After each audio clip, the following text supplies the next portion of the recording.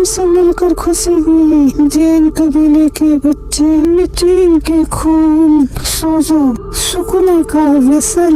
मुझ में क्या कांटे लगे हैं? टेंगेन, ये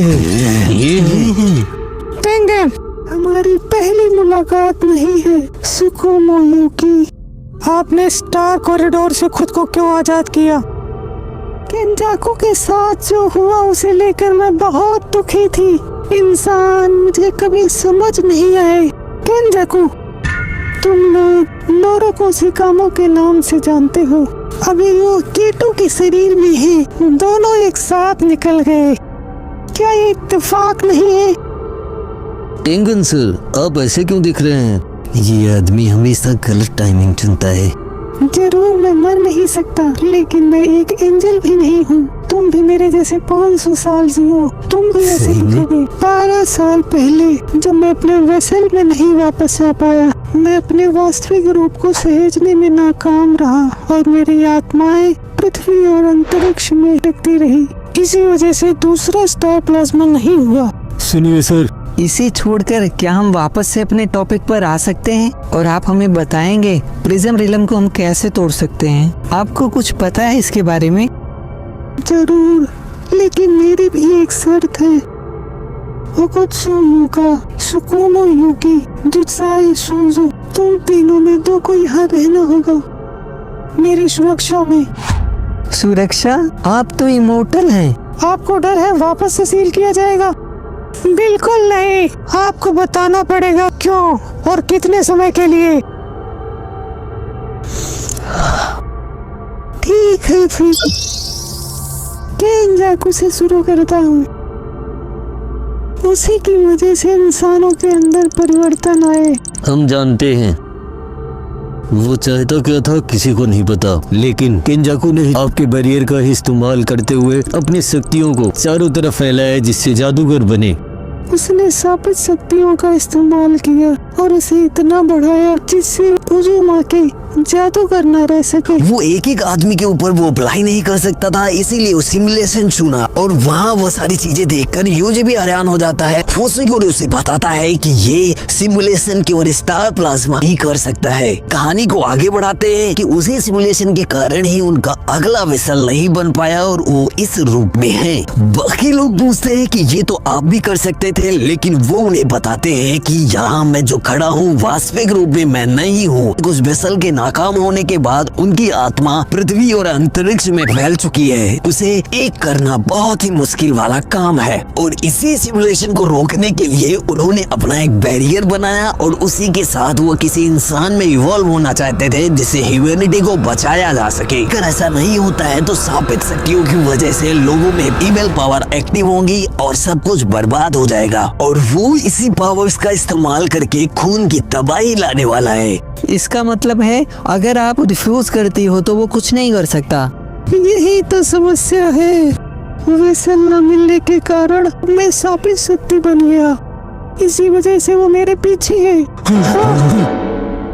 अगर केंजाकू उसे पा लेता है तो वो उसे अब्जॉर्ब करके बहुत सारे कर्स एनर्जी को क्रिएट करेगा, इसीलिए उसे गार्ड की जरूरत है और वो स्टार प्लाज्मा ब्लेसल से खुद को आजाद करवा कर यहाँ दिखाई दिया। बाकी लोगों को भी उसके मास्टर प्लान का पता चल जाता है और वो सारी चीजों को एक्सप्लेन करने की कोशिश करते हैं कि किस तरीके से वो इसे पकड़कर अपने कंट्रोल में करके बहुत सारी शापित शक्तियों का वो क्लोन बनाएगा और यहाँ तबाही फैलाएगा। केंजाकू को पता होता है कि उसे 6 आई हरा सकती है और 2 बार हरा भी चुकी थी। इसी वजह से उसने दुनिया में पैदा होने वाले सभी स्टार प्लाज्मा वेसल और 6 आई बच्चों को मारना शुरू कर दिया, लेकिन उसके बावजूद भी कुछ बच गए और साथ ही रिलम प्रिजन भी बनाया गया जिससे एक समय में केवल एक ही 6 आई यूजर हो सकता है। लेकिन 12 साल पहले कुछ ऐसा हुआ जो नहीं होना चाहिए। जैन कबीले का वो आदमी अपने फिजिकल एबिलिटी को बहुत हाइपर लेवल तक ले जा सका जिससे वो शापित शक्तियों से भी आजाद हो सका। साथ ही उसी समय एक शापित शक्तियों को मैनिपुलेट करने वाला भी बच्चा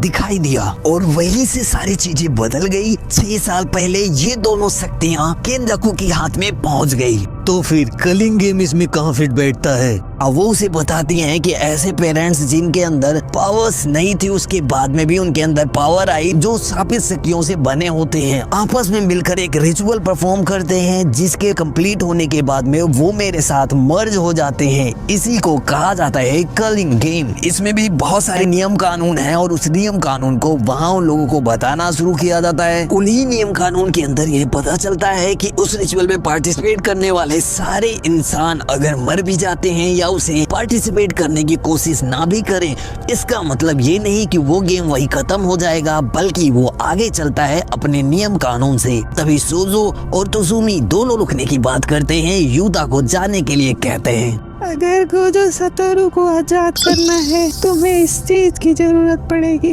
वो उन लोगों को ब्लैक प्रिज्म दिखाती है कि इसी से गोजो सतोरू को आजाद किया जा सकता है, लेकिन इसकी भी अपनी कुछ शर्तें हैं। पहली बात तो ये एक क्लोन की तरीके से है, जो भी खुलेगा उसमें से गोजो सतोरू निकलेंगे, लेकिन इसे खोलने के लिए आपको चाहिए वो यूजर जिसने उसे सील किया हो। अगर इसे आपको बाईपास करना है तो उसके लिए भी उसने 2 की बताई, जिसे गोजो सतोरू ने पिछले साल ही तबाह कर दिया। ये सुनकर सारे लोग परेशान हो जाते हैं कि इतना बड़ा बेवकूफ इंसान कैसे हो सकता है। सब लोग परेशान, लेकिन उनसे पूछते हैं तो वो बताते हैं कि इसे खोलने का अब भी एक जुगाड़ है। जो भी कलिंग गेम को जीतेगा वो एक एंजल में कन्वर्ट हो जाएगा और वो इसे खोल सकता है। अब गोजो को आजाद कराने के लिए उनके पास एक रास्ता है। वो उनसे पूछते हैं कि ऐसा यूजर कहाँ मिलने वाला है, तो वो बताता है कि मेरे अंदर वो पावर्स नहीं बची है जिससे मैं उसे ढूंढ सकूं। अब उनके दिमाग में ये सारी चीजें साफ हो चुकी हैं। उस गेम में पार्टिसिपेट करके उसे जीतना होगा और वो पावर्स हासिल करनी होगी। चूंकि वो गेम पहले से ही शुरू हो चुका है, इसीलिए अब उनके पास में ऑप्शंस नहीं दिखाई देते, लेकिन वो लूपहोल्स बताती है कि किस तरीके से उस गेम के अंदर बीच में ही ज्वाइन हुआ जा सकता है। वो उन लोगों को बाकी सारे नियम कानून एक्सप्लेन करता है, सारी चीजों को क्लियरली, जिससे उन्हें समझ में आ जाए और उस गेम में पार्टिसिपेट करने के बाद में शायद वो वहाँ से जीत सके। फाइनली अब उन लोगों का प्लान कंप्लीट हो चुका है कि यूकी और चोसो वहीं रुकेंगे। टेंगन सर को गार्ड करने वाले हैं। माकी जैन कबीला जाने का डिसाइड करती है, जहाँ से वो कर्स स्टोन को वापस लाएगी। तभी युता से पूछा जाता है, मैं सीधा कलिंग गेम में ही जाने वाला हूँ। वहाँ से जितनी इन्फॉर्मेशन होगी उसे मैं इकट्ठा करूँगा, उसके बाद मैं फुसिकुरु के साथ जुड़ जाऊँगा। सॉरी, ऐसा लग रहा है फिर से अकेला काम करूँगा, लेकिन इस बार मैं कोशिश करूँगा अपनों के साथ में लड़ाइयाँ ना हो। अगर गलती से कहीं सुकुमी के साथ कुछ हो जाता है तो मैं पास में ही रहूँगा, आ सकता हूँ।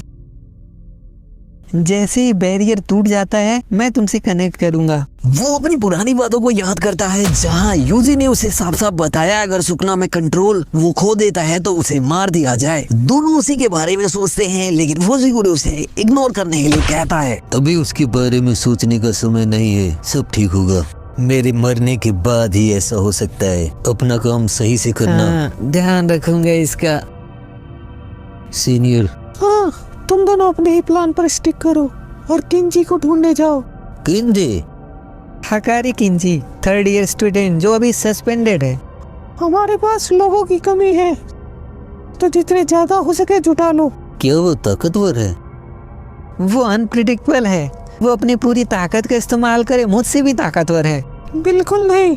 उन लोगों का पहला स्टेप हो चुका है कंप्लीट। सारी इन्फॉर्मेशन आ चुकी है जितनी वो इकट्ठा कर सकते हैं, और सारी टीम बन चुकी है, फॉर्मेशन हो चुका है, और फाइनली किस तरीके से गोजो को आजाद करवाना है ये जानकारी भी उनके पास आ चुकी है।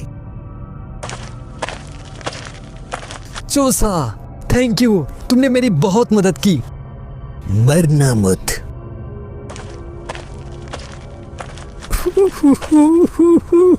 तुम रो रहे हो। वो लोग वहाँ से निकल जाते हैं। दृश्य बदलता है, हमें एक स्टेज शो दिखाई देता है जो बहुत ही ज्यादा बोरिंग होता है। जैसे ही उनका स्टेज शो खत्म होता है, मैनेजर उस आर्टिस्ट को बहुत ज्यादा उठपटांग की बातें बोलता है कि तुम्हारे बस का ये नहीं है, तुम ये छोड़कर कोई दूसरा काम ढूंढ लो, और वो वहाँ से चला जाता है। आर्टिस्ट बहुत ही ज्यादा निराश होता है। तभी उसके सामने एक आदमी आता है जो उससे बातें करता है। इसी के साथ आज का एपिसोड होता है खत्म। मिलते हैं कल नए एपिसोड के साथ, तब तक हमारे साथ बने रहिए। Bye bye, see you.